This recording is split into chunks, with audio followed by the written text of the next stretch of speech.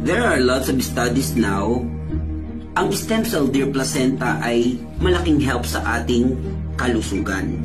May trangkaso ka, nilalagnat, or may high blood ka or diabetes, may dinaramdam sa puso, or nagmumukha ka ng matanda, nahihirapan ka bang matulog, may fertility problem.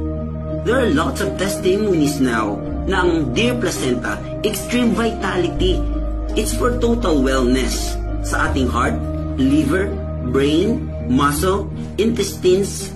Grabe ano po?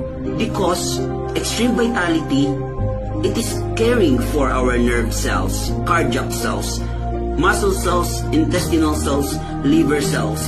Ganyan po ang potential use ng ating extreme vitality deer placenta. For stroke patient, traumatic brain injury, may learning defects, Alzheimer's disease, Parkinson's disease, wound healing, bone marrow transplantation, spinal cord injury, or baldness, blindness, or deafness. Ang dami pong uses ng stem cell. Ganyan po ka-effective at malaking help ang ating juice, extreme vitality deer placenta. For cellular regeneration, enhancing our immune response, anti-inflammatory effects,